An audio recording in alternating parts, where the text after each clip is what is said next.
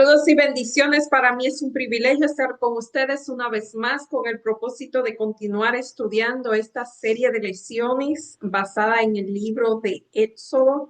Estamos mirando la historia del pueblo de Israel en sus comienzos, eh, cómo salió vimos las semanas anteriores las 10 plagas, terminamos con la plaga o la plaga, pues si lo podemos decir, de la muerte de los primogénitos. Y esta semana vamos a ver la salida de Israel de Egipto y todo lo que viene después. Pero antes de continuar, vamos a pedir, como ya de costumbre, la presencia del Espíritu Santo por medio de la oración. Oremos. Amado Dios que estás en los cielos, alabado, glorificado, bendecido, enaltecido sea tu nombre por siempre. Estamos delante de ti agradecidos por tus bendiciones, por tus cuidados, Señor, por tus bondades, por todo el amor que tú nos das y porque nos da el privilegio, Señor, de sacar este momento para compartir la lección de escuela sabática con cada persona que nos ve. Te pido en forma especial, Señor, que tú abras nuestras mentes, nuestros entendimientos, para que nosotros podamos comprender, asimilar las grandes lecciones, verdades que tú tienes, Señor, guardada para nosotros en esta semana. Te pedimos, Señor, que tu Santo Espíritu sea el que dirige esta grabación de principio a fin.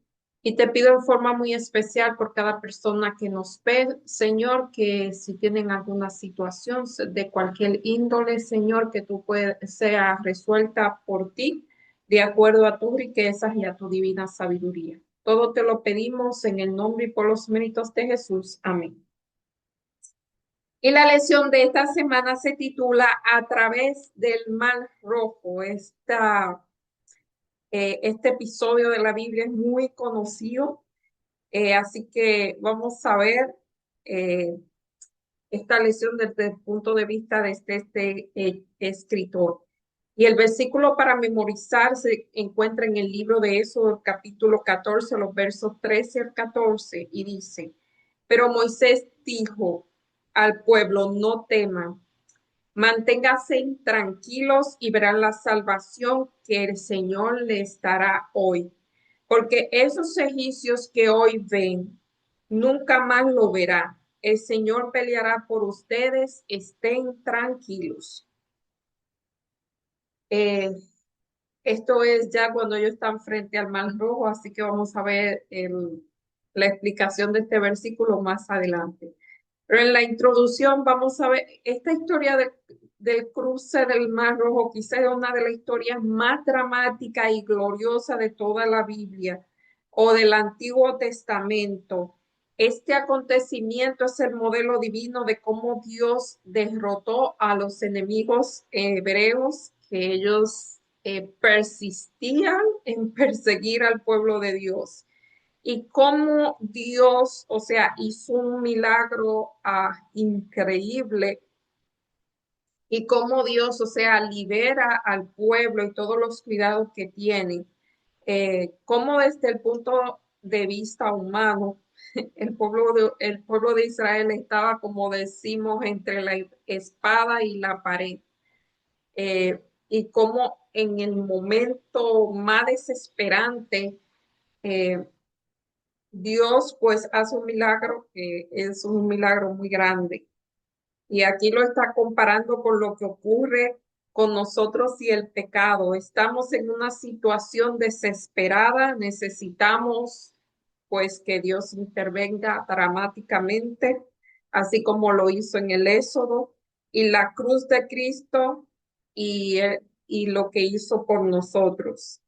O sea, los acontecimientos de la salida de Israel de José, mencionado en Éxodo 12 y remembrado en el cántico de Moisés, alegremente entonado en Éxodo 15, son sobrecogedores y asombrosos. Las señales, los prodigios, los milagros alcanzaron un apogeo en ese contexto.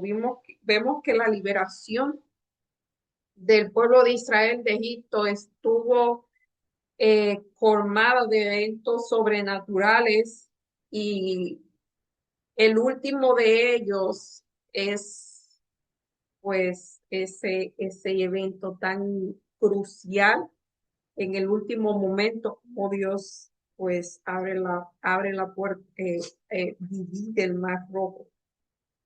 Pero ni siquiera eso es comparable con lo que Cristo hizo con nosotros en la cruz, de lo cual el drama de Éxodo es una mera prefiguración, o sea, eso es una prefiguración de lo que Cristo iba a hacer para liberarnos esta vez no de una esclavitud física, sino que de la esclavitud del pecado.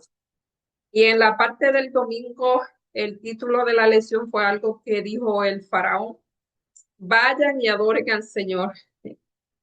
En la noche de Pascua, vimos la semana pasada, la noche de Pascua, como los israelitas, los primogénitos de los israelitas y de todo el que siguió lo que Dios le había dicho, fueron librados al poner la sangre de los corderos en los dinteles.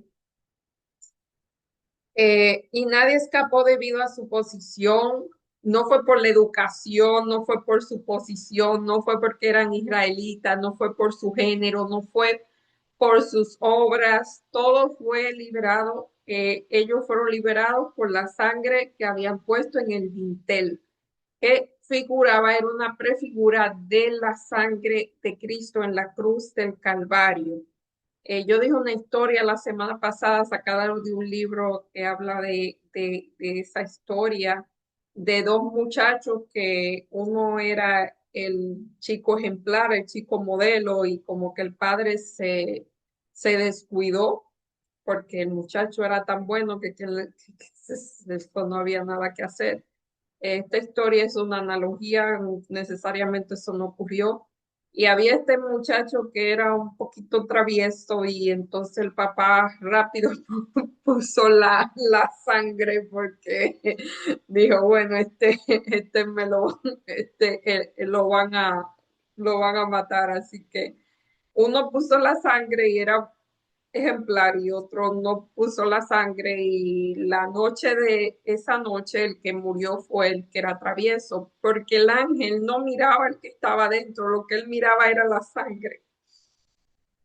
Un ejemplo poderoso de lo que es la justificación por la fe. Dios no ve las obras que nosotros podamos hacer, sino que Él ve eh, la sangre de Cristo. Eso es lo que Él ve. No quiere decir que la persona o sea, el que era travieso, entre comillas, no se salvó porque era travieso, sino porque puso la sangre de Cristo en el dintel. Lo que quiere decir, bueno, dice eso, que no es por las obras, no es por la salvación, no es por algo que nosotros podamos hacer, sino por lo que Cristo hizo con nosotros en la cruz del Calvario. Y aquí vemos que todo el pueblo de Egipto estaba en duelo desde el primogénito que se sentaba en el trono, el hijo del faraón, hasta el más simple, hasta los de los animales.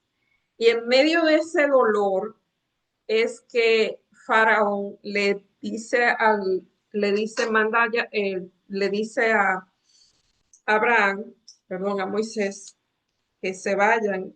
E hizo llamar, eso está en Éxodo 12:31 al 36.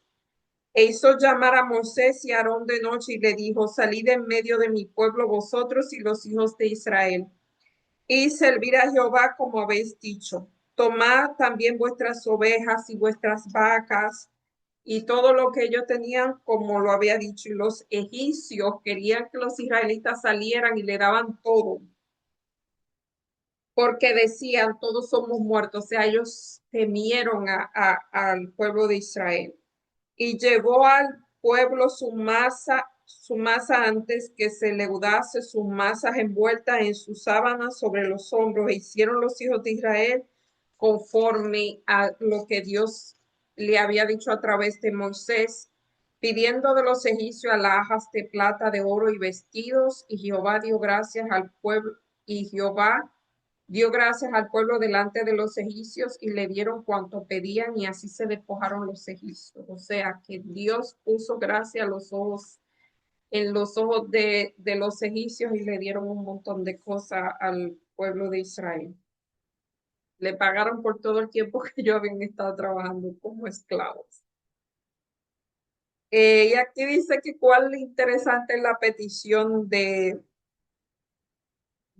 Faraón a Moisés, al pueblo de Israel. Bendíganme a mí o rueguen a Dios por mí. ¿Por qué pediría eso? O sea, eso fue en medio del dolor. Él había perdido a su hijo y no simplemente era un hijo, sino que ese era un príncipe heredero. Era muy importante ese primogénito. No simplemente porque era el hijo, sino porque era el príncipe, era algo muy preciado. Em, ¿Cómo podría Dios bendecirlo mientras está sumido en la rebelión, la terquedad? Aquí este hombre está describiendo lo que es la rebelión, la terquedad, el pecado, el orgullo, la soberbia, la falta de empatía y todo lo que se le podía decir. Eh, Aunque finalmente dio su consentimiento, pero cómo, o sea, todo lo que él pasó para dar su consentimiento, eso fue casi eh, él lo hizo ya porque, o sea, Dios lo humilló aparentemente. Él aparentemente se humilló. Vamos a ver que después se le va otra vez la humildad. Y exactamente todo lo que ellos recibieron de los egipcios era todo el tiempo que ellos habían trabajado sin recibir salario. Fue como que ellos le pagaron todo lo que habían hecho y tenían miedo de que se quedara. Ellos se apresuraron a que se fueran porque tenían miedo de morir.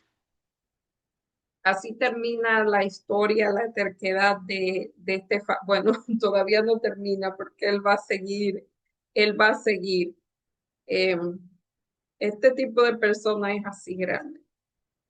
Esos son de los que cuando está lloviendo piden, se recuerdan de Dios cuando está lloviendo y después pues vuelven otra vez porque son, eh,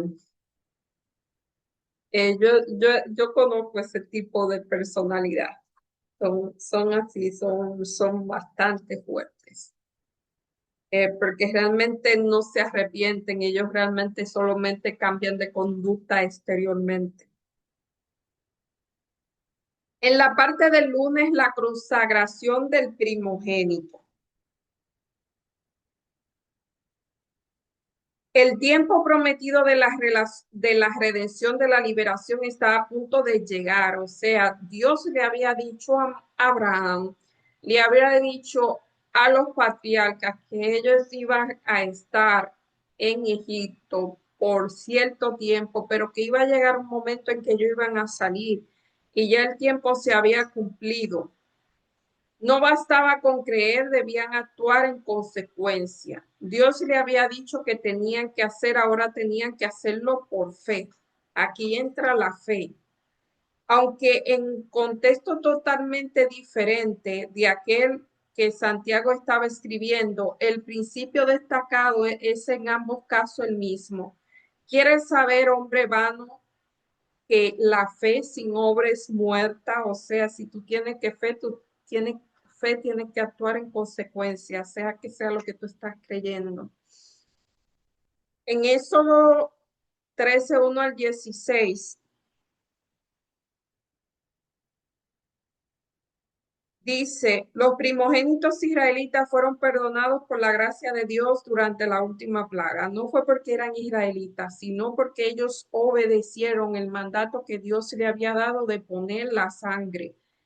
Como yo dije, cuando el ángel pasaba, no veía el que estaba adentro, si era israelita, si era egipcio, si era educado, si no era educado, si era esclavo, si era libre, nada. Él lo que veía era la sangre en el dintel. El que estaba dentro de la casa, fuera quien fuera, era salvo por medio de la sangre, un poderoso ejemplo de lo que es la justificación por la fe. Ese otro ejemplo poderoso que hemos dicho aquí muchísimas veces, lo encontramos en el libro de Zacarías, el versículo 3, eh, donde ahí está el sumo sacerdote Josué delante de Dios y Satanás lo está acusando y viene el ángel le dicen, o Dios le dice, quita la mitra y ponle mitra limpia, que significa la justificación por la fe.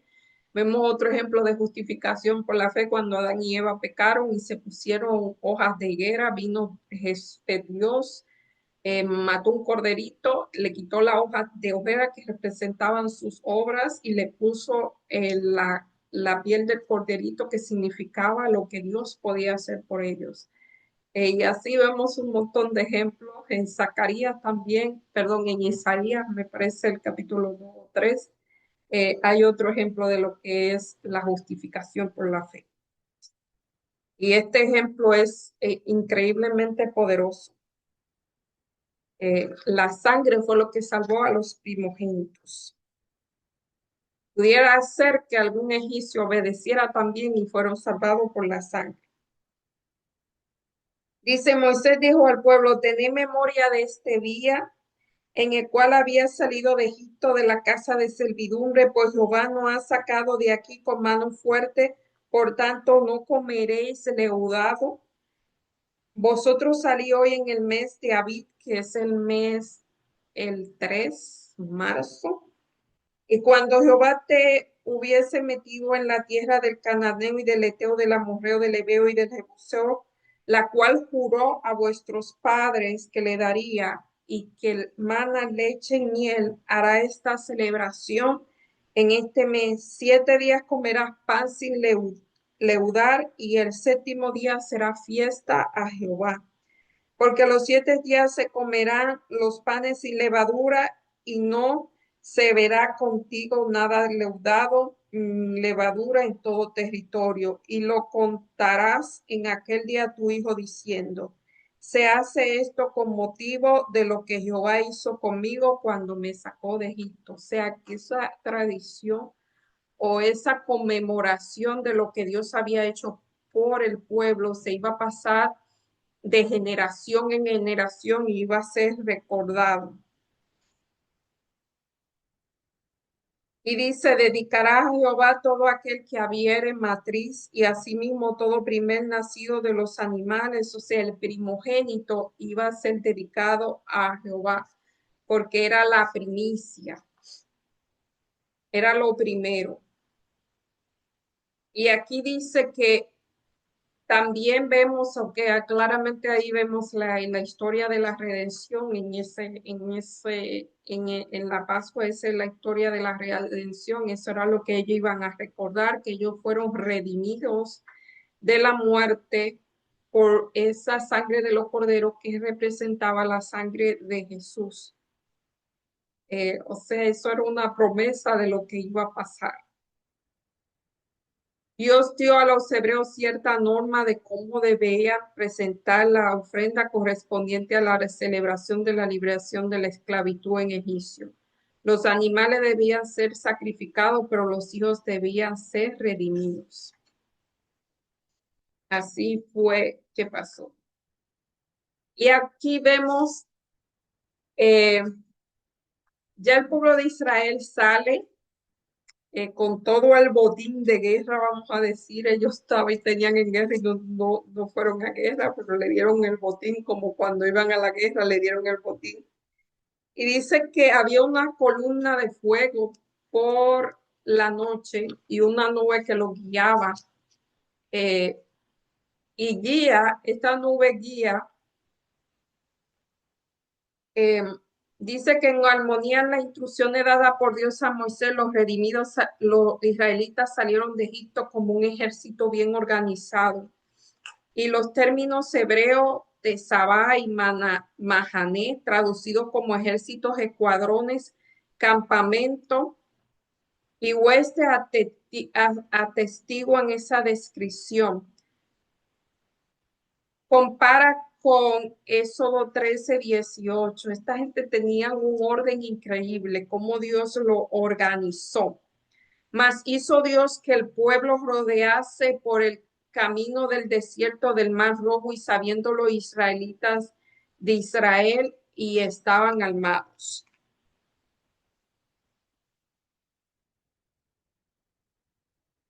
Ahí aquí se hace mención de que Moisés cumple esa promesa de tantos años cuando José estaba en su lecho de muerte, le hizo prometer a los que estaban ahí que sus huesos no lo dejaran en Egipto, que se lo llevaran. Cuando Dios le diera la liberación, eso fue un acto de fe muy grande, cuando Dios le diera la liberación, Él le hizo prometer que fueran y salieran de Egipto, o sea, que lo sacaran, que se lo llevaran con ellos y ahí le cumplen la promesa a José.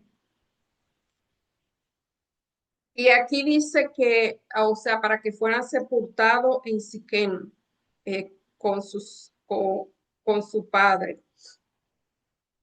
Y la columna era su guía, y el Señor habitaba en ella y se comunicaba con ella.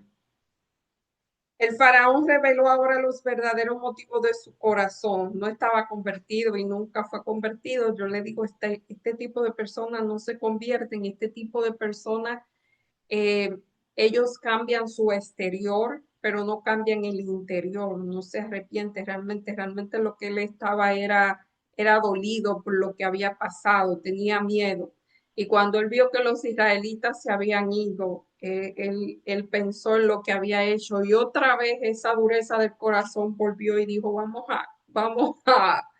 yo no sé cómo este hombre tenía tanta voluntad, tanta gasolina, porque él prepara el ejército, lo poco que le quedaba, y va a perseguir a los israelitas. Aquí dice que su petición a Dios para que lo bendijera todo era falso, era fruto del miedo, del temor, de perder, por lo que había perdido, por lo que podía perder.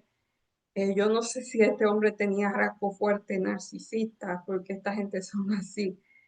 Eh, y él estaba totalmente cegado, él no podía ver, y cuando él vio venir el ejército, expresó sentimiento de lo que haría época, eh, o sea, el pueblo de Israel va a marchar y Dios lo guía, que sabemos esa historia, Dios lo guía hasta el frente del Mar Rojo, y cuando ellos se ven frente al Mar Rojo, ven el ejército egipcio que viene detrás, y ellos dijeron, no había sepulcros en Egipto que nos sacaren a morir en el desierto, porque ha hecho así con nosotros de sacarnos de Egipto. O sea, ellos otra vez dudaron del poder de Dios y con razón tenían el ejército afuera. Y recuerden que esta gente estaba muy cansados, o sea, esta gente habían pasado todo tipo de del maltrato psicológico, emocional, físico. Eh, era su voluntad, si había sido quebrantada. Ellos eran am, ellos eran muy sensibles, o sea, ellos no podían ver que como Dios lo había rescatado allá en el desierto, lo iba a rescatar otra vez. A veces eso no pasa muchas veces. Ellos no podían ver una salida porque delante estaba el Mar Rojo y detrás el ejército. No, ellos no podían pensar que como Dios hizo toda esa, o sea, todas las plagas que pasaron, él podía hacer algo para librarlo. Y quizás Dios lo puso en esa situación para que ellos realmente vieran otra vez el poder de Dios a favor de ellos. Y esa es la historia del pueblo de Israel por el desierto. Dios lo libraba, Dios lo suplía y volvía esa duda. Y según yo, las personas, bueno, según no yo, pero las personas que son físicamente maltratadas, emocionalmente maltratadas, pues sufren mucho, su psique sufre mucho y no es como una persona pues normal, son muy temerosos, son muy dubitativos. Eh, o sea, yo veo como que el cuadro que veo aquí responde a ese tipo de persona. Eh, y en la parte del miércoles avanzando por fe y vemos en Éxodo 14, 13 al 31. Y Moisés dijo a su pueblo, no temáis, está firme y ve la salvación de Jehová hará hoy por vosotros, porque los egipcios que hoy habéis visto nunca más lo volverán a ver. Y Jehová peleará por vosotros y vosotros estaréis tranquilos. Entonces Jehová dijo a Moisés, ¿por qué clamas a mí? Di a los hijos de Israel que marchen. Imagínense ese mandato, marchen, marchen. ¿A dónde van a marchar si lo que estaba adelante era el mar rojo? Pero ellos, aquí dice, y tú alza tu vara y extiende tu mano sobre el mar y divídelo y entren los hijos de Israel por medio del mar en seco. Y aquí yo endureceré el corazón de los egipcios para que los sigan, y yo me glorificaré en Faraón y en todo el ejército, en sus carros y en su caballería. Y saldrán los egipcios que yo soy Jehová cuando me glorifique en Faraón, en su carro y en su gente de a caballo. Y el ángel de Dios que iba delante del campamento se apartó e iba en pos de ellos, y asimismo la columna que iba delante de ellos se apartó y se puso a sus espaldas. Y dice que iba entre el campamento de los egipcios y el campamento de Israel esa nube de tinieblas, y ellos, o sea, mientras los israelitas eran alumbrados por la columna de fuego, los egipcios no podían ver por la columna de nube. Así fue que Dios lo libró. Y aquí nos dicen cómo debemos actuar en situaciones difíciles. Primero, no teman. El primer mandato esto lo encontramos en Éxodo 14, 10, 13, dice primero, no temas y está firme. El primer llamado es confiar en Dios, pues solo es posible así vencer el temor. La confianza vence el temor. Isaías nos recuerda esta verdad al afirmar que los creyentes están en la mano de Dios y Él actuará en favor de ellos. Esto Él lo dice, no temas que yo estoy contigo, no desmayes que yo soy tu Dios. Siempre te sostendré de mi mano derecha. No temas, yo te ayudo. Esto es en encontrar Isaías 41, 10 y 3. Es un verdadero clásico. Manténgase tranquilo. Manténgase tranquilo no significa solo dejar de murmurar y esperar grandes cosas, sino confiar en el Señor y esperar pacientemente la poderosa intervención, y Él intervendrá. Y Él le da una promesa, ustedes verán la salvación de Dios. Dios actúa en medio, hay un corito que dice, una canción que dice que Dios actúa en medio de la alabanza de su pueblo, o cuando nosotros estamos tranquilos, Dios actúa, y cuando Dios está en silencio es porque está trabajando. Dice, para que nuestra fe crezca, es importante reconocer el liderazgo y la ayuda de Dios y engrandecer su asistencia prometida.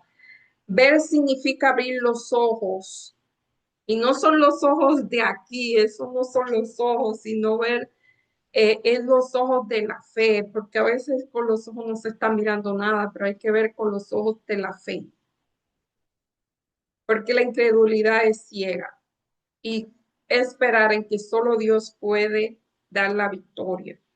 El Señor peleará con ustedes.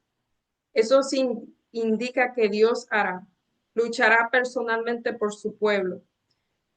Derrotó a Satanás para darnos la vida eterna. Incluso los egipcios reconocieron que el Señor luchaba por los hijos de Israel. Y la orden era marchen. Y Dios desplegó su plan de acción paso a paso.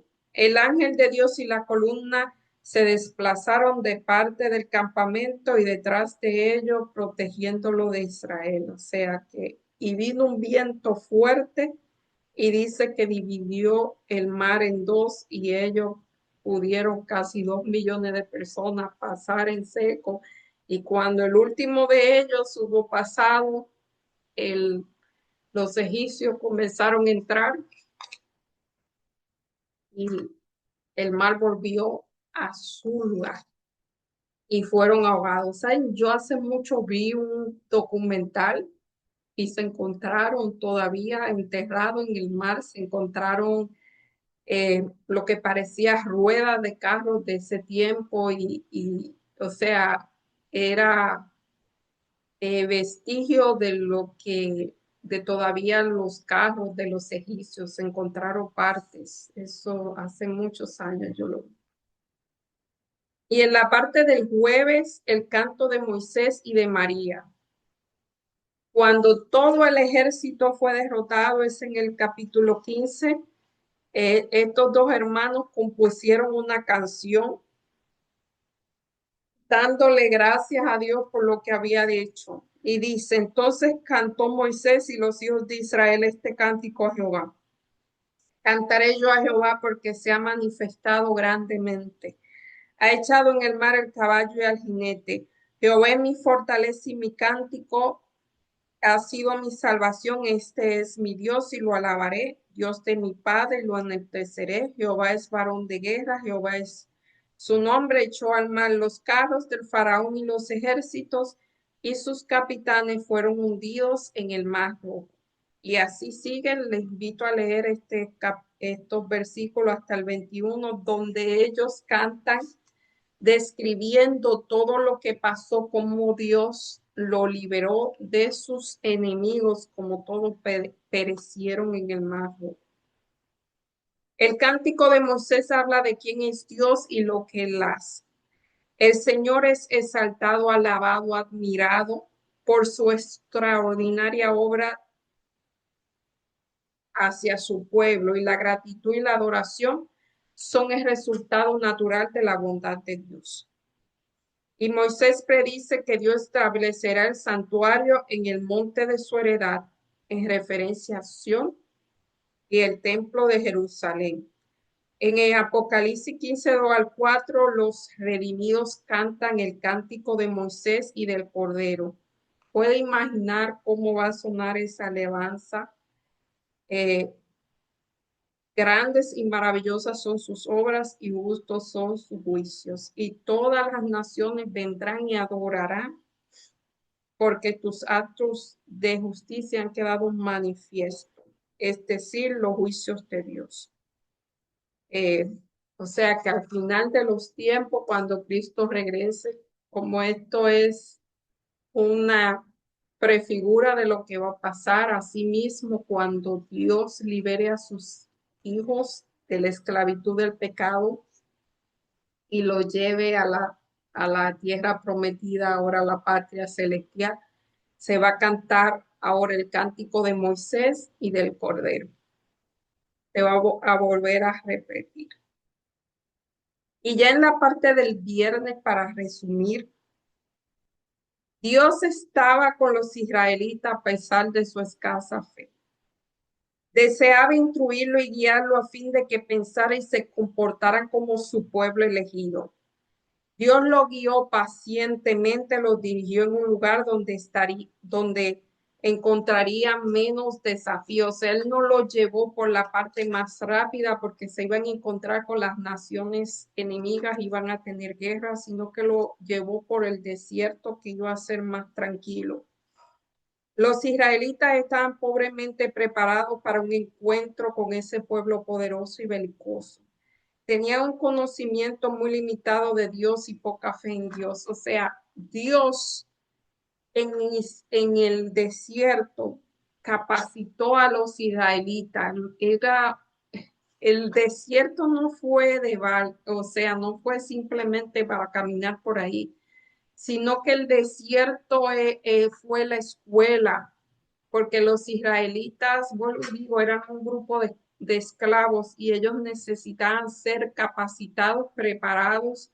Esa fe debía crecer y debía prepararlos para entrar a la Canaán, a la Canaán. Dice así, carecían, o sea, si lo hubiese pasado por donde esos pueblos se hubiesen aterrorizado más de lo que estaban. Carecían de armas y no estaban habituados a la guerra, tenían el espíritu deprimido por su prolongada servidumbre y se hallaban estorbados por las mujeres y los niños. Bueno, aquí dicen estorbados, pero yo digo que eso no era que la estorbaba, sino que disminuía, que hacía que el camino fuera más lento. eh, Tenían un espíritu deprimido por su prolongada servidumbre, o sea, esta persona tenía una mente de esclavos, la mente de esclavos no es igual. Eh, y se halla, ajá, al dirigirlo por la ruta del Mar Rojo, el Señor se reveló como un Dios compasivo y juicioso. Patriarca y Profeta, la página 287.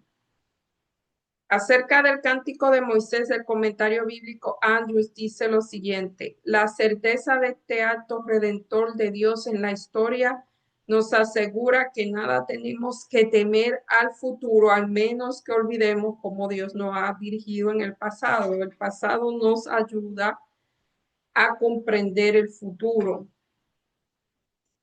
La última estrofa se centra en los enemigos futuros que tendrán que ser enfrentado en la conquista de Canaán por causa de su brazo poderoso.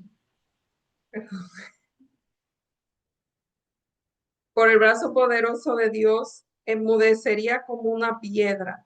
Cuando enfrentaron certeras imposibilidades, cuando nos sentimos acorralados y no sabemos dónde acudir, podemos encontrar seguridad en el cántico de Moisés, porque conmemorará un acontecimiento de la historia del pueblo de Dios. O sea,